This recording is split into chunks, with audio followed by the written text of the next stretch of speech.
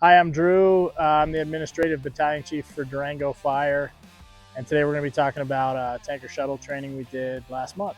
A tender shuttle, also called a water shuttle, is a method used by fire departments to deliver water to a fire scene when fire hydrants or direct water sources aren't available. It involves a series of water tenders, or large tank trucks, transporting water from a fill site, such as a hydrant, pond, lake, or river, to the fire scene. The water is then offloaded into portable tanks or directly into fire engines, providing a continuous water supply for firefighting operations. So we use a tender shuttle in our district in areas where we don't have a hydranted water supply to supply our apparatus during a fire attack. This is both in the wildland and structure side of what we do.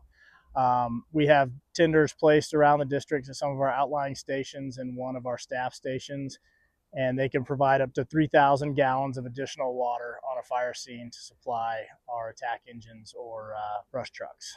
We've had 2 fires this year that have required a pretty significant water supply and tender shuttle operation down south. And then, anything in town, we're going to have good hydrants. And then it just kind of depends. We've used them on a lot of wildland scenes. We'll take a tender to supply brush trucks or other agencies and, make sure we have water to fight a fire.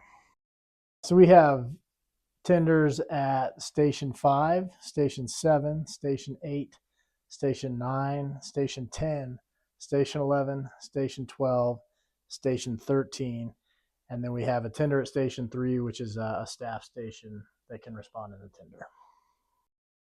Tenders will typically come in on a cycle. So if the engine was set up here as a water supply truck, they would have the porta tank set up. Tenders would cycle through and dump their water, and then they would go to the next closest reliable water source.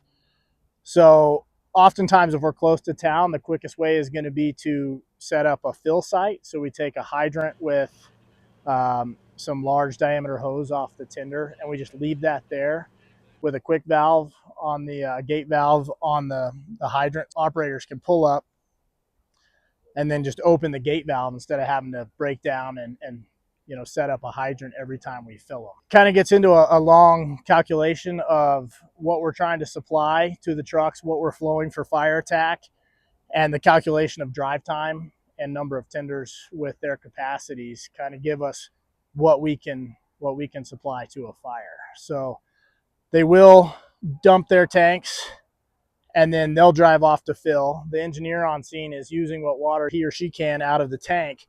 And then if they run out, the onboard tank on the engine's hopefully full, and that's 1,000 gallons. So that buys us another, potentially 5 to 10 minutes of water, depending on what kind of attack we're doing, and until another tender can get in and refill.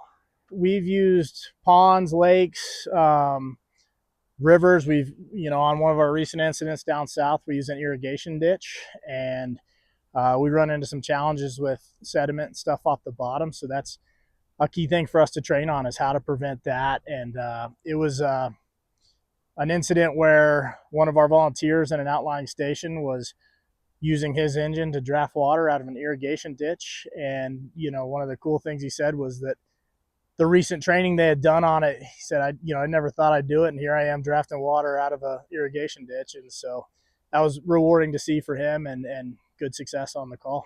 Obviously, the city of Durango is going to be a hydranted grid with a good water supply. And then as we start moving kind of out in rural areas, there'll be some neighborhoods or developments that don't have hydrants, and or they don't have a hydrant that has a sufficient flow to be able to meet the needs for a fire attack. So we've got those pre-planned in a lot of our pre-planned systems, and can see that coming into a call, so we can get the right resources coming to be able to start a tender shuttle and a water supply operation for whatever the incident may be. We train on it often. I mean, it's a big thing for our incoming firefighters and people who start out with driver operator they start kind of operating a tender. So the first engine will pull up on scene, and they'll either make fire attack or prepare for a tender shuttle, and that involves getting their hard suction out, getting the truck in pump, and then waiting for that first tender to arrive. The first tender will then drop their porta tank, which is a folding 3,000 gallon tank. So crews will open that and get it ready for water. the engineer of the engine will put their hard suction into the folded tank, and then they'll start dumping water from the tinder dump chutes into the tank, and then we can start the draft and supplying water, whether it's to a hose line or to another engine.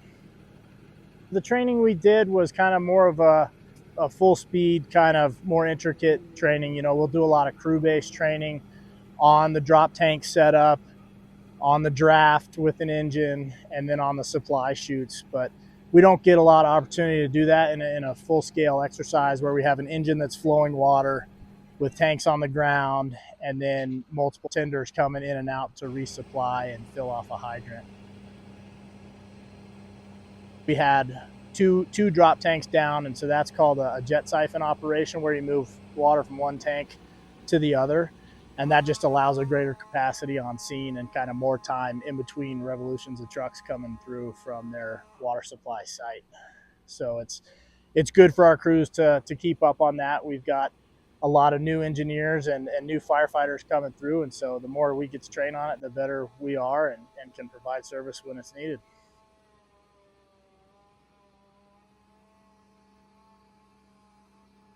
We had an engine park that was pulling off a big hard suction tube with a strainer on the end of it. So that's kind of going to be our typical response to a house fire. And then that engine is what's called the supply engine.